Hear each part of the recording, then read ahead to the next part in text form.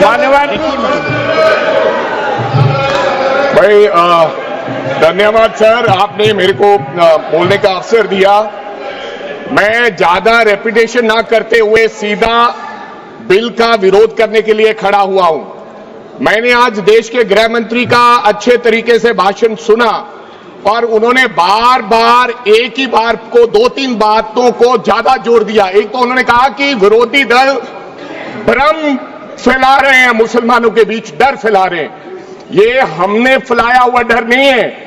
जब देश के मुसलमान को लगा कि देश में बीजेपी में 240 संसदों में एक भी मुसलमान सांसद नहीं है, हमारे लिए जगह नहीं है, तो वो डरने लगा।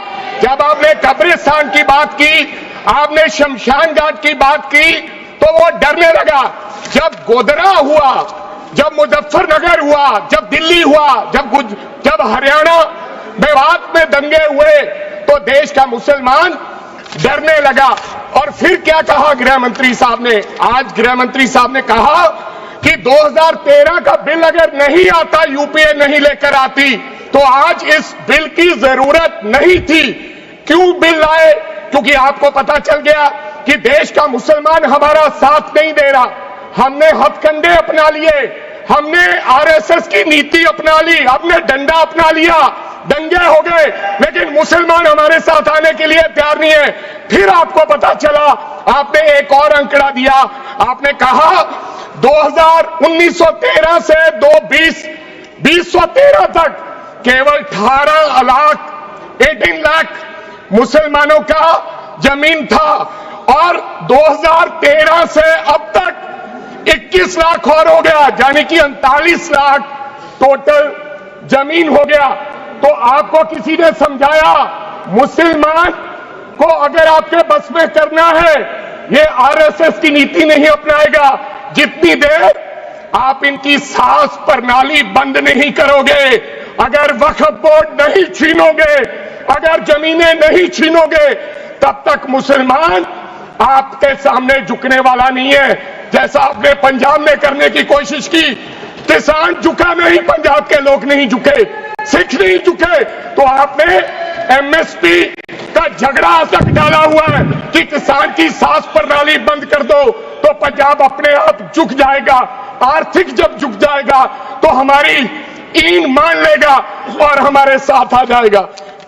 आदरणीय सर, आपने बार बार कहा, आज गृह मंत्री साहब ने कहा गवर्नमेंट प्रॉपर्टी पर किसी का अधिकार नहीं है, पंचायत की जमीन कोई दान नहीं दे सकता है। मैं आपको इसके पीछे लोचा क्या है, इसके पीछे छुपा हुआ राज क्या है? 1947 में जब बंटवारा हुआ था, 47 से लेकर 1954 तक सारी प्रॉपर्टी गवर्नमेंट के नाम हो गई थी। उसके बाद 1954 में एक्ट बना, तो वो एक्ट में सर्वे हुआ 1961 टू 1970। सर्वे किसने किया? कलेक्टर ने। अगर पंजाब की, हरियाणा की, हिमाचल की बात करूं तो डिविजनल कमिश्नर अंबाला बैठते थे, उन्होंने सर्वे किया, तहसीलदारों ने सर्वे किया, तो वक्फ बोर्ड को यह जमीन देने का काम किया। अब क्या हो गया? जैसे राहुल गांधी कर्नाटक में भाषण देते हैं, गुजरात में मुकदमा दर्ज होता है, सजा हो गई। गवर्नमेंट की प्रॉपर्टी तो 1947 और 1954 में तो सारी प्रॉपर्टीज गवर्नमेंट की थी। अब एक बंदा खड़ा होगा तो वो कहेगा कि यहां पर ये गवर्नमेंट की प्रॉपर्टी है, डिस्प्यूट होगा, तो आप वक्फ बाय यूजर का अधिकार खत्म कर दोगे कि ये तो जमीन गवर्नमेंट की थी, आप उसकी जमीन छीन लोगे। फिर आपने कहा लिमिटेशन एक्ट की बात कर रहे हैं आप, और किसी धार्मिक स्थानों पर तो लिमिटेशन एक्ट लागू नहीं होता, इनके ऊपर क्यों? आप जानबूझकर इनको अपनी लात के नीचे से दबाना चाहते हो, इनकी छाती पर चढ़ना चाहते हो, जानबूझ के मुसलमान को मारना चाहते हो, जानबूझ के इस देश में मिनॉरिटीज को खत्म करना चाहते हो। इसको एक्सपांस कर देना, जानबूझ के मारना चाहते हैं मुसलमान को, फिर और लोगों पे होगा। और लास्ट आपने कहा प्रैक्टिसिंग मुस्लिम, एक आपने और कंडीशन लगा दी लास्ट कि 5 साल प्रैक्टिस मुस्लिम होना चाहिए, वो दान दे सकता है। मैं सरदार हूं, मैं सरदार हूं और ऐसी कई उदाहरणें हैं पंजाब के अंदर। अगर किसी मुस्लिम के पास कब्रिस्तान नहीं था तो सरदारों ने अपनी जमीन देके कब्रिस्तान बनाए।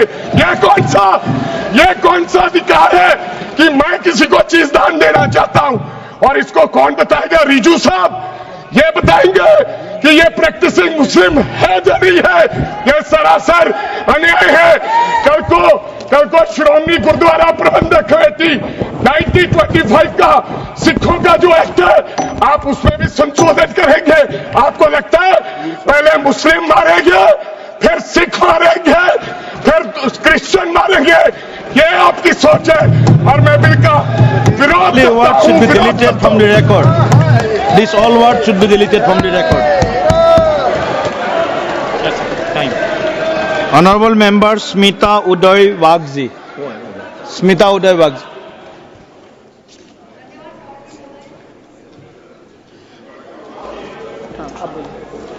धन्यवाद सभापति महोदय। मैं इस सम्मानित सदन में वक्फ संशोधन विधेयक 2024 का पूर्ण समर्थन व्यक्त करने के लिए खड़ी हूं। यह विधेयक वक्फ संपत्तियों के प्रबंधन में पारदर्शिता, जवाबदेही और